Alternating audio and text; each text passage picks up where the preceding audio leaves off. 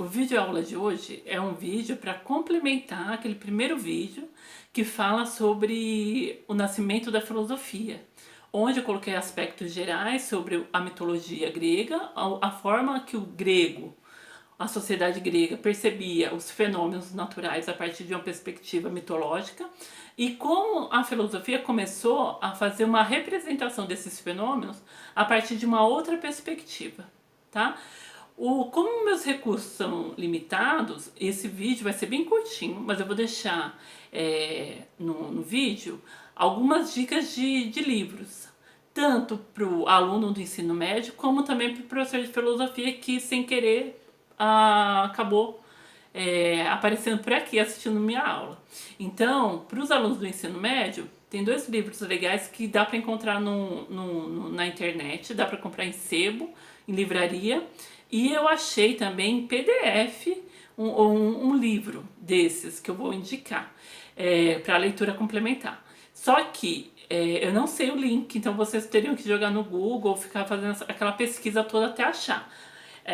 Eu tenho dois, eu trouxe três, então esse daqui é o primeiro, da Marilena Chauí, é o Convite à Filosofia, da Marilena Chauí, o meu tá autografado. Então a Marilena Chauí autografou num bilhetinho, eu colei aqui.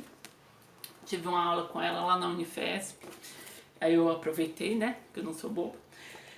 E tem esse livro aqui, ele é bem legal também, Paideia, para o aluno de filosofia do ensino médio, ensino universitário e para pós-graduação também. Tá? O nome é Paideia, a formação do homem grego, do Werner do Janger. Acho que é assim que se pronuncia. Tá? Ele é um pouco grosso, mas ele é bem interessante. Tem tudo. Para quem gosta de mitologia grega, quem gosta da antiguidade clássica, tem tudo, absolutamente tudo aqui. E esse livro é excelente. Tá? E um livro aí, que é um livro de metodologia, aí seria para os professores de filosofia do ensino médio, do Silvio Galo. Eu gosto bastante, eu ando estudando ele e outros pensadores também. É bem legal, tem metodologia do ensino da filosofia para o ensino médio, é bem bacana. Depois, se algum professor, por acaso, perguntar aí no vídeo, eu acabo dando outras dicas, tem várias. Mas como o foco aqui é ensino médio, então vamos lá. Primeiro, eu falei para vocês que a filosofia ela nasce questionando essas mitologias gregas, né? É um questionamento.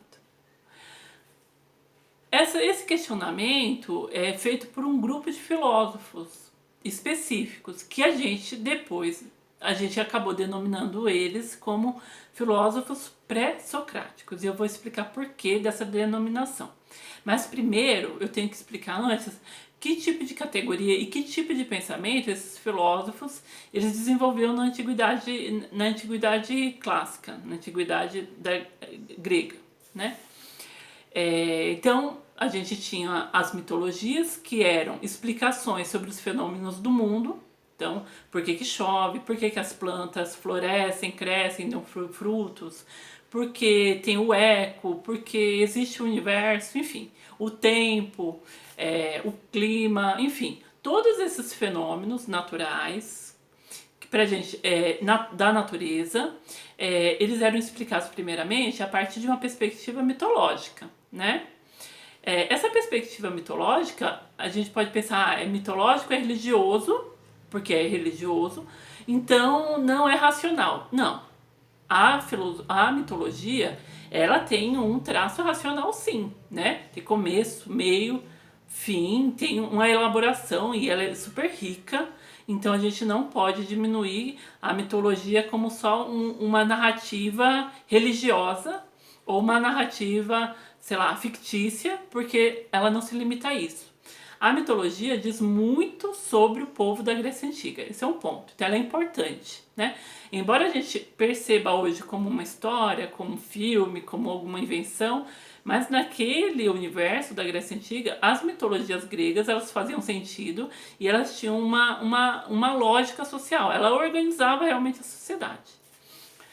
O outro ponto é que Quando os filósofos começaram a questionar o mundo, eles começaram a questionar a partir dos materiais, das coisas que eles viam, que eles percebiam, né? Eles não começaram a questionar primeiro a alma, o espírito, alguma coisa interna, deslocada do ser, perceptível.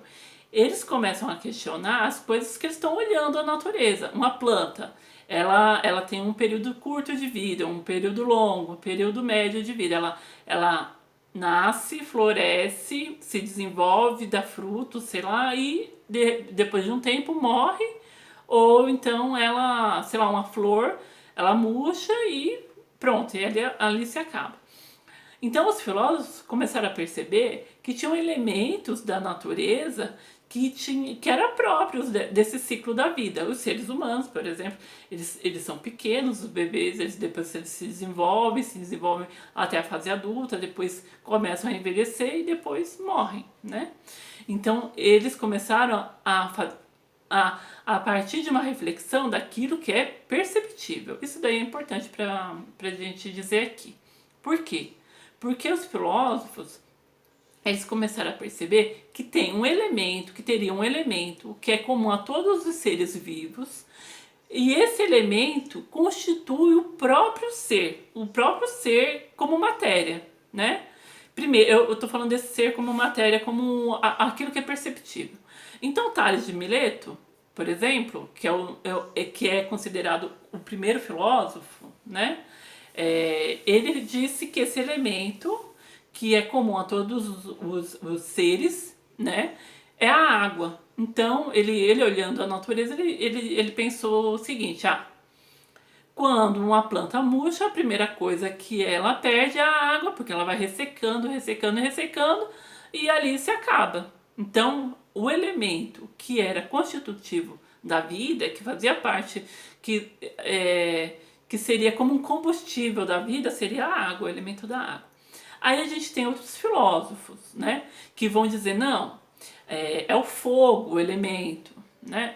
Tem um outro que vai dizer, é o Hyperon, que seria um elemento sutil, como se fosse uma alma, alguma coisa nesse sentido, né? É um pouco mais elaborado, sofisticado essa ideia de Hyperon, mas aí cada um vai dizer, é o ar, o outro vai dizer, pode ser talvez os 4 elementos, mais algumas outras coisas, 2 afetos, o amor e o ódio, né? Então, aí a gente tem um conjunto de filósofos que começa a se propor a pensar sobre como o sujeito é constituído, ou como os seres vivos se constituem. Qual é o elemento vital? Qual é o elemento da vida? O outro ponto que eu também acho bem interessante destacar é que os filósofos pré-socráticos, eles eram filósofos antropológicos. Antropos, que significa pessoas, e lógico que estudo das pessoas, dos seres, né? Então eles começaram a se preocupar com o universo material, a physis, que seria um elemento que é responsável pela... a física seria o elemento constitutivo de cada ser, né? Um elemento, como se fosse o átomo, ou como se fosse a célula, melhor, como se fosse a célula. E aí, outra coisa que eu acho interessante trazer para vocês aqui é que os filósofos pré-socráticos, eles são diferentes daqueles filósofos que a gente vai classificar depois como filósofos socráticos. Os filósofos socráticos, eles começam a questionar outra coisa diferente. Eles questionam o mundo, o universo e tudo mais, só que eles vão se propor a questionar o homem, o sujeito, a pessoa, enquanto sujeito e enquanto ele em relação ao meio. E isso significa o quê? Que a gente tem 2 categorias de filósofos, a gente pode dizer assim, ou 2 grupos de filósofos, os pré-socráticos, que seriam os cientistas, mais ou menos a gente pode denominar até assim, que seriam os cientistas que vão se propor a estudar o universo, o mundo, as plantas, qual é o elemento, a physis, qual é o elemento que constitui esses seres. E tem os filósofos socráticos que vão começar a questionar outros temas, que seria a política, a ética, o amor, a sociedade em geral, a organização social. São questões que estão relativo ao âmbito do social, do sujeito como sujeito indivíduo mesmo, né? O que ele sente, o que ele espera, o que ele busca, por que ele vive, quais são os objetivos. E esse sujeito em relação ao contexto, ao redor, né? Ao grupo que ele está inserido. Então, como que ele deve se organizar, como que ele deve se pôr dentro de uma sociedade democrática ou qualquer outro tipo de sociedade, com qualquer outro regime político. Então é assim, a gente tem duas categorias nesse primeiro momento de filósofos, dois grupos, né? Um que a gente denomina de pré-socráticos, que é esses que eu já expliquei para vocês, falando que seriam os nossos cientistas de hoje, mais preocupados com as coisas materiais do mundo, as coisas, a matéria, a essência das coisas, o que constitui os seres mesmo, o átomo, as células, sei lá, os tecidos, os órgãos, né, do corpo do ser humano, e um outro grupo que seria mais os filósofos como a gente entende eles hoje, como os filósofos que nós entendemos hoje, né? Que seriam aqueles que se propõem a questionar ou a problematizar, ou colocar como questões importantes a relação do indivíduo com a sociedade, né? Por exemplo, vou dar um exemplo, eu vou tentar pensar aqui um exemplo atual, a pandemia, né? Então, qual seria um problema filosófico, uma problemática filosófica? Colocar em questão essa relação do homem de indivíduo, né, que a gente está em uma sociedade que cada um cuida de si, é uma sociedade individualizada, só que a gente se vê em um momento histórico, que é da pandemia, onde que o indivíduo começa ou tenta se conectar melhor. A ideia de que o indivíduo ele está nessa sociedade e ele tem a cultura